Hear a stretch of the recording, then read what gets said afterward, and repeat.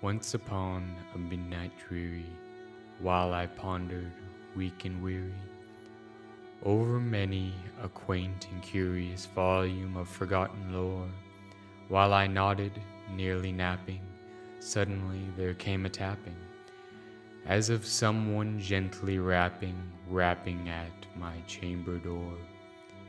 "'Tis some visitor," I muttered, tapping at my chamber door.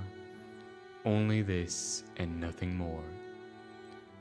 Distinctly I remember it was in the bleak December, and each separate dying ember wrought its ghost upon the floor.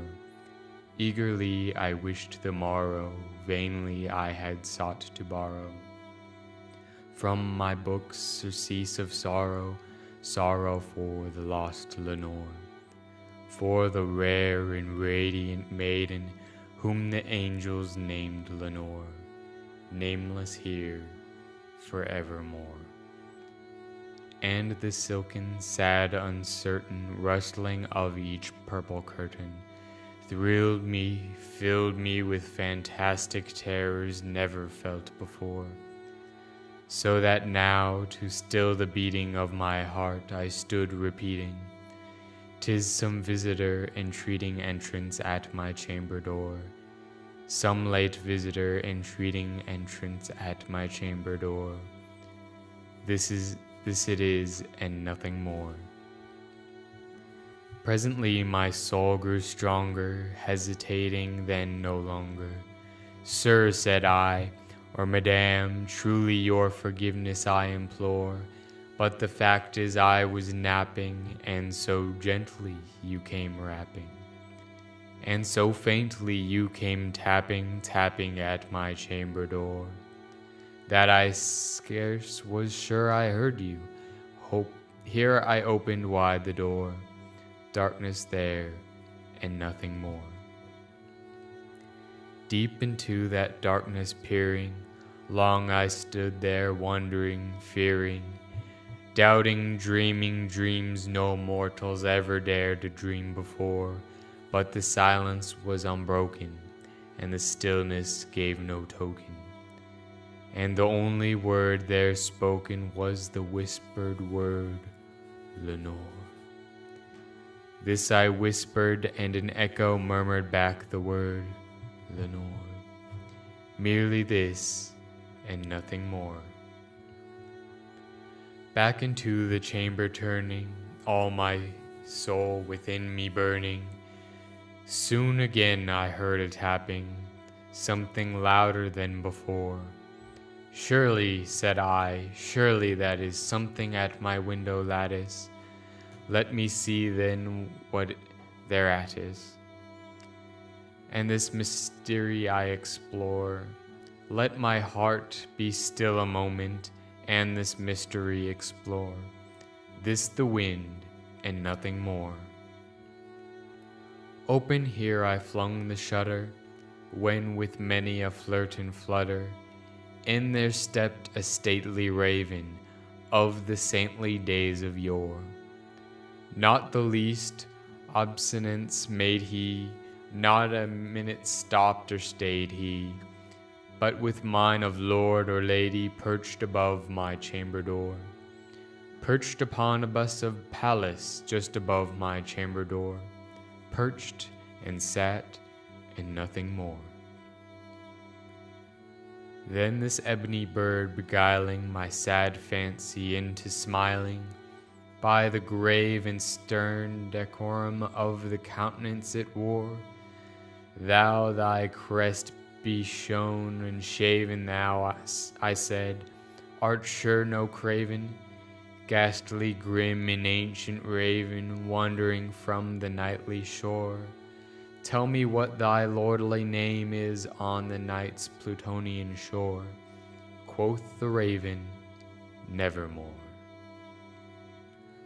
Much I marveled, this ungainly fowl to hear discourse so plainly, though its answer little meaning, little relevance bore, for we cannot help agreeing that no living human being ever yet was blessed with seeing a bird above his chamber door. Bird or beast upon the sculptured bust above his chamber door, with such name is nevermore. But the raven, sitting lonely on that placid bust, spoke only that one word, as if his soul in that one word he did outpour. Nothing farther than he uttered, not a feather than he fluttered, till I scarcely more than muttered, other friends have flown before, on the morrow he will leave me as my hope have flown before. Then the bird said, nevermore. Startled at the stillness broken by replying so aptly spoken, doubtless, said I, what it utters is its only stock and store, caught from some unhappy master whom a merciful disaster followed faster till his songs one burden bore, till the dirges of his hope that melancholy burden bore, of never, nevermore. But the raven, still beguiling all my sad soul into smiling, straight I wheeled a cushioned seat in front of bird and bust and door.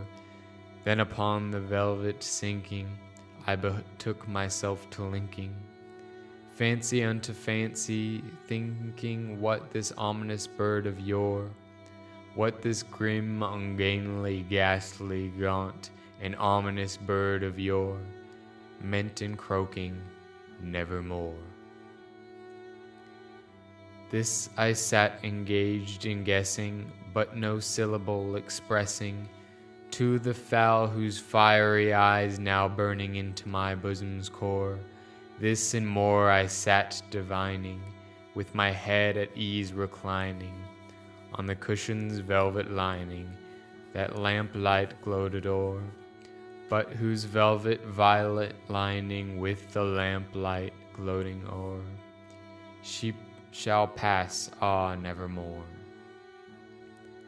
Then methought the air grew denser, perfumed from an unseen censer, swung by seraphim whose footfalls tinkling on the troughed floor.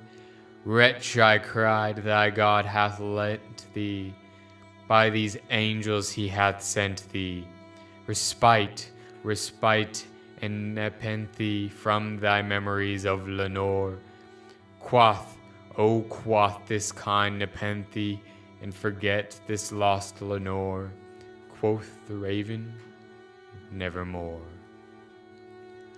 Prophet, said I, thing of evil, prophet still, if bird or devil, whether tempter sent, or whether tempest tossed thee here ashore, desolate yet all undaunted, on this desert land enchanted, on this home by horror haunted, tell me truly, I implore, is there balm in Gilead? Tell me, I implore. Quoth the raven, nevermore. Prophet, said I, thing of evil, prophet still if bird or devil, by that heaven that bends us, by that God we both adore, tell this soul with sorrow laden, if within the distance Aden, if shall clasp a sainted maiden whom the angels named Lenore, clasp a rare and radiant maiden whom the angels named Lenore. Quoth the raven, nevermore. Be that word our sign of parting, bird or fiend I shrinked, upstarting. Get thee back into the tempest and the night's Plutonian shore. Leave no black plume as a token of that lie thy soul hath spoken. Leave my loneliness unbroken, quit the bust above my door. Take thy beak from out my heart, and take thy form from off my door. Quoth the raven, nevermore. And the raven never flitting, still is sitting, on the pallid bust of Pallas just above my chamber door. And his eyes have all the seeming of a demon's that is dreaming, and the lamplight o'er him streaming flows his shadow on the floor. And my soul from out that shadow that lies floating on the floor shall be lifted nevermore.